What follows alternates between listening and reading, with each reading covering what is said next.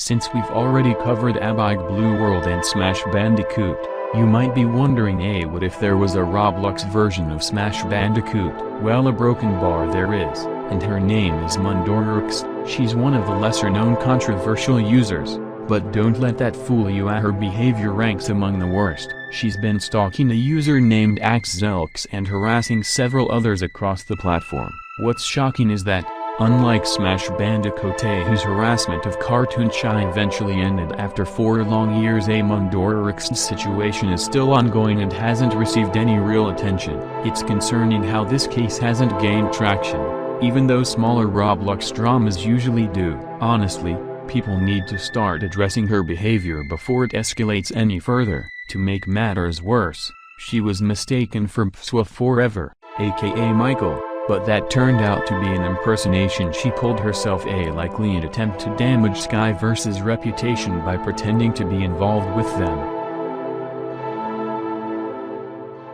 Mundoraroxd started out as an extremely obscure and controversial Roblox user with almost no public history to speak of. Somehow, she managed to present herself as a sheep in wolf's clothing within the Skyverse fandom, quietly doing damage while pretending to belong. One of her earliest red flags was claiming she owned Sky by impersonating Michael, before the Sky Boy situation even happened, and insisting the account was hers. Yes, that actually happened. We'll come back to that later. To keep this chronological, 2020 was basically a cursed year for micro-celebrities. Smash Bandicoot, Daffy Toons, Woolga, the list goes on, and somehow, Mundoraroxd also ended up on the 2020 drama bingo card. Allegedly, this is when she began stalking someone known as Axelx, aka Axel. From what surfaced, it mainly involved comments on Green Lagakata, and that was a broken bar kind of it at the time. The whole situation felt like the opening scene of a Lego movie, vague, confusing, and unnoticed. No one really knew what happened until it resurfaced years later and gained traction around 2023. And yes, allegedly is doing a lot of heavy lifting here, because she reportedly tried to delete her socials to wipe evidence and quietly vanish like nothing happened. Unfortunately for her, the victims didn't forget. Even more unfortunately, a lot of people chose not to believe them anyway. Instead of questioning the situation, they defended the alleged perpetrator and went straight after the innocent, despite having no real idea what she actually did. If this sounds familiar, it's because we've seen this exact rerun before. This is pure Wario. Destroy Mario logic at work, spam enough alt accounts, control the narrative, and suddenly reality gets warped. People stop thinking, stop questioning, and just follow whatever version of the story is loudest. It's manipulation on easy mode, and sadly, it works way more often than it should. And if Smash Bandicoot is the Wario of this whole mess, then Mundoraroxd is absolutely the Waluigi. Same energy, different flavor, less power, more spite, lurking in the background, stirring chaos, and causing damage while pretending it's all misunderstood. Waluigi doesn't win, he sabotages. That's the role she plays here. To make it worse, she allegedly started by impersonating Pswa Forever, the Sky account itself. Not a parody, not satire, a straight-up impersonation. And it worked. People believed it. Even the Sky fandom got fooled. Yes, really? Almost nobody noticed. Not even the community most affected by it. That's how the Wario Waluigi strategy works. Lie confidently, repeat it everywhere, drown out the truth, and hope people obey before they think. Ready? Because this is just the setup and it only gets messier from here. Everyone knows about the Sky drama, how Sky effectively went to ground zero before later being given another chance under a different owner. And yet, even now, 5 years after everything supposedly died out, people still keep bringing it up. What makes it stranger is that no one actually knows where the original account ended up.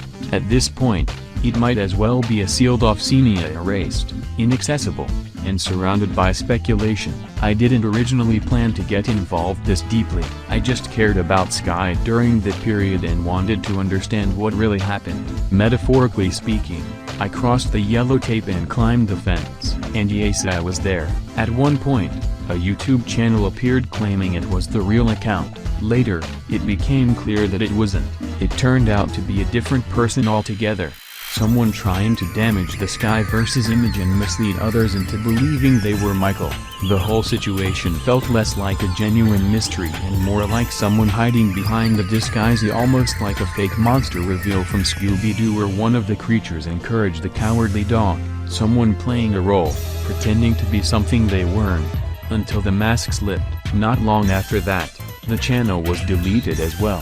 Thankfully, I managed to archive screenshots before everything was wiped out and reduced to what's now essentially lost media. I know how this sounds, it feels mysterious, almost like ARG nonsensey, but it isn't.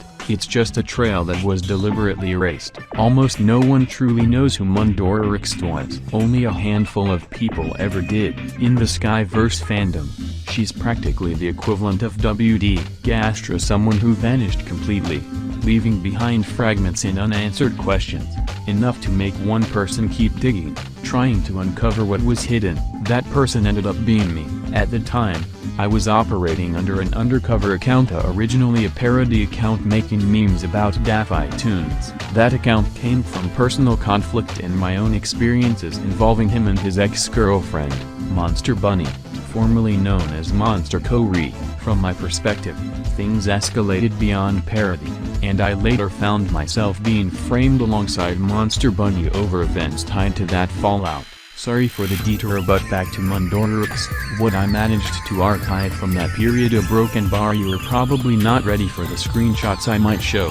Basically, Mundoraroxd straight up created a so-called forever YouTube channel and tried to convince everyone it was official. Spoiler, it wasn't. It was an impersonation account, made purely to deceive people and farm attention. And no, slapping the word official on something doesn't magically make it real. That's not how the internet works. Why call it official, you ask? I'll get into that, because I actually managed to archive it before it vanished into lost media territory. Yes, this thing disappeared so fast it might as well have been embarrassed. But before I keep talking, let's pause for a moment and take a look at the footage itself, the stuff most people never got to see before it was wiped.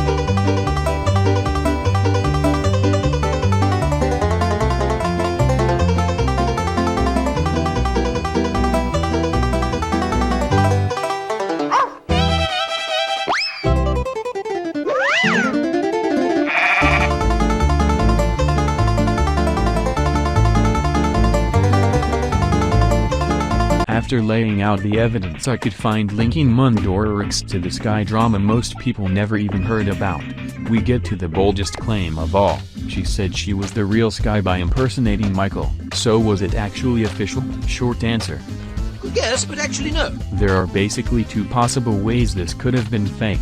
Option 1, she somehow gained access to the account and went full cartoon villain like, haha, I own Sky now, try stopping me. This theory isn't impossible, especially since the account later got deleted. A TikTok account called SkyFanPage1, which tracked the Boj Forever account, noted that the profile picture was changed to Attack on Titan at one point is something that could line up with Mundoraroxd. That said, this is pure speculation, nothing here is confirmed, and none of this should be taken as fact. Option 2. The much more realistic explanation that it was photoshopped. Let's be honest. Photoshop is easy, way easier than hacking a known account. People fake screenshots all the time. If I showed you a photoshopped image claiming I owned DM's account, would you believe it? Of course not. One person runs that account, and a fake image doesn't suddenly transfer ownership. So yeah, calling something official doesn't magically make it real. Whether it was a questionable access claim or a lazy edit job, the logic falls apart the moment you apply even a little common sense. At some point, Mundoraroxd apparently got bored of playing I totally own Sky. Trust me bro, so the Boj Forever handle was left to rot like an abandoned Roblox account from 2012. But don't worry, the chaos didn't end there, because who shows up next trying to snatch the imaginary victory crown and declare, actually, I own Sky now. I don't care if there are already 2 owners, so this is my account. Drum roll, please. Enter, Boj. If that name rings a bell, congrats, you already know where this is going. If it doesn't, don't worry, I can explain. And no, before anyone asks, he's not directly linked to Mundoraroxd's situation. I'm bringing him up as a bonus round, because originally he was going to get his own segment, but this video is already bloated enough, so consider this a quick detour. A little interruption, a side quest, because apparently, when one person drops the I own Sky act, someone else is always ready to pick it up and sprint straight into nonsense territory. Boj, also known as way too many aliases to list without running out of breath. Seriously, this guy has so many accounts across so many platforms that even fandom wikis weren't safe, and that's saying something. Even Rory didn't go this far when he tried to pull the whole "hi, my name is Rory, I don't own this account, except I accidentally put my name on it, so I guess I still do" routine. For the sake of everyone's sanity, let's just call him Ming, since that's the name he used on DeviantArt. is basically the Skyverse equivalent of Animator 320, and if you know, you know. Animator 320, Matthew Littlemore, is infamous for having a rough art style and creating hundreds of characters that sound impressive until you realize most of them feel copy-pasted with different names, creative on paper, uninspired in practice, and also, yes, very problematic. Somehow manages to be the same flavor of chaos. He's best known for creating Boj, and I'm just gonna say it, it's not good. His work looks like something you'd stumble across while accidentally clicking an ideas wiki page that reads like a non-existent sequel nobody asked for. It's the kind of thing where you Google it and the first result feels like fun from an alternate universe. And then comes the lore gymnastics. He claimed Boj was a Chinese cartoon from 2003, which is impressive, considering Friday Night Funkin' debuted in 2021. That's not creative liberty. That's time travel without a license. At some point, he even tried to claim the Boj Forever handle and confidently announced, "Yeah, I own Sky now." Number. You don't. Sky is owned by Dawn and Alex, who are perfectly fine with fan projects as long as you follow their rules. Didn't just break those rules, he sprinted past them. It also didn't help that multiple original characters were taken and claimed as his own without permission. That includes Kayla, created by Kayla's wifey of Zardia, who tragically passed away in 2021. Rest in peace, Kayla. People still care about your work, and it deserves respect. Using someone's art without permission is bad enough.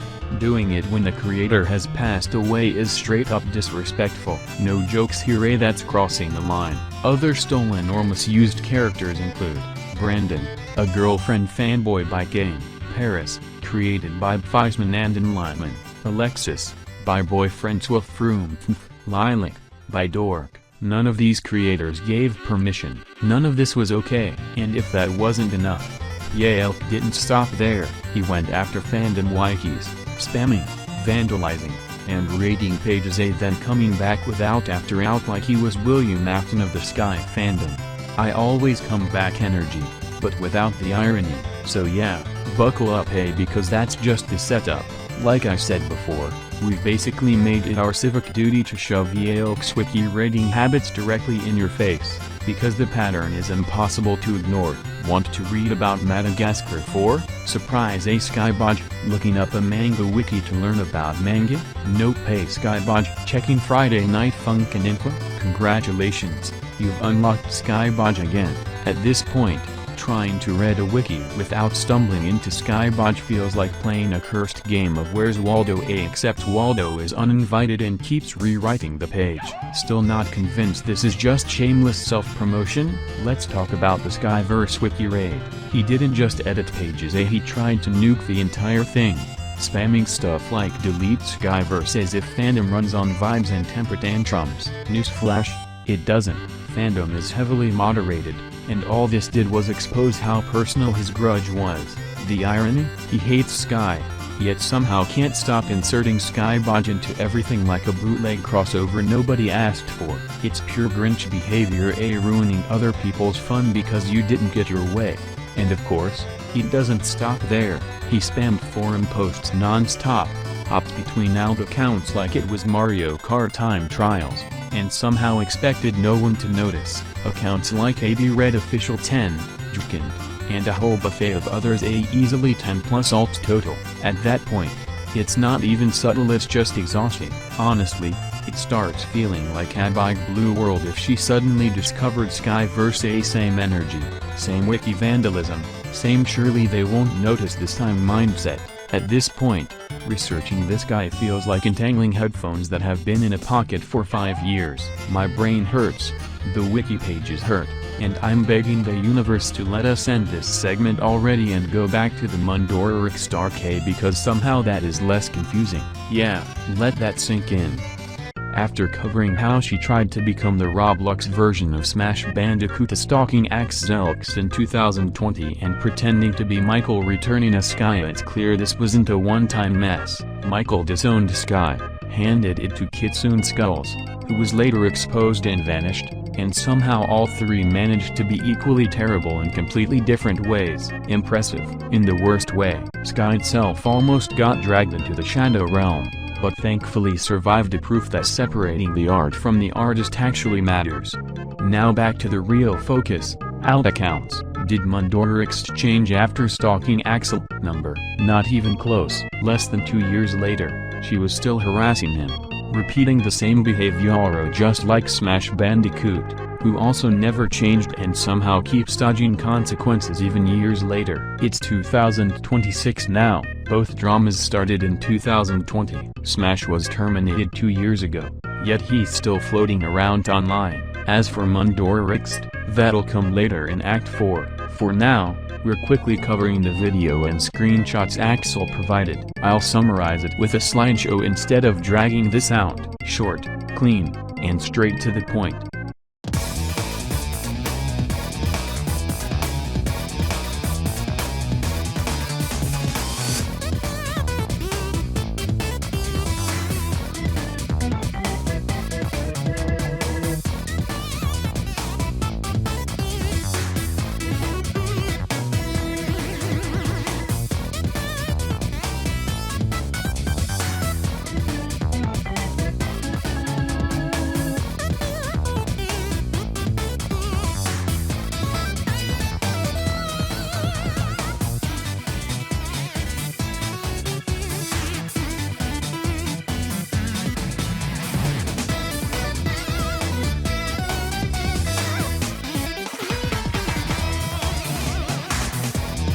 After years of stalking, harassing, and trying to frame Axel in every way imaginable, Mundoraroxd's behavior went far beyond drama and straight into obsession territory. She spammed accusations under popular YouTubers' comment sections just to self-promote, turned out hundreds of alt accounts orbiting one single person, and gave them vile, unhinged usernames obsessing over his face and identity. And yes, there are allegations she even attempted to dox him, because apparently harassment alone wasn't enough. After nearly 5 years of this mess, she didn't suddenly grow or apologize, she just got tired.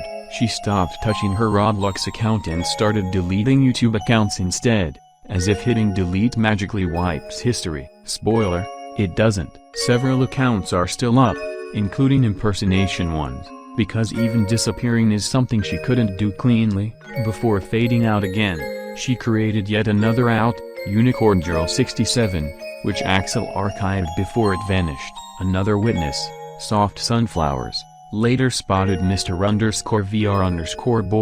an account impersonating a small gorilla tag creator, yet another related account in a growing pile. At this point, the pattern isn't subtle, it's a signature. And here's the funniest part. Axel moved on. He has a girlfriend his own age and confirmed it himself in a video literally titled "Watch this video if you came from the fake out." Translation: he's taken, unavailable, and not interested. Meanwhile, Mundoraroxd is left looking like a terminally online senpai obsessing over a taken man, burning years on alts, impersonation, and harassment, all for zero payoff. No rivalry, no hidden connection, just fixation spiraling into public embarrassment. I'll show a clip next, not because it's necessary, but because the receipts speak louder than the obsession ever could.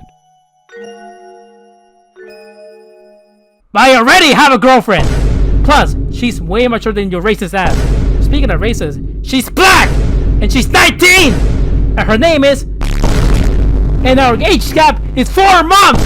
Meaning I was born on August 3rd, and was born in December 20th, in the same year. So yeah. Sorry. Anyway, see ya. After that, Mundoraroxd probably depita, but let's not pretend that equals growth. People said the same thing about Smash Bandicoot changing, and look how that turned out. Same playbook, run away, dodge accountability, blame everyone else, repeat.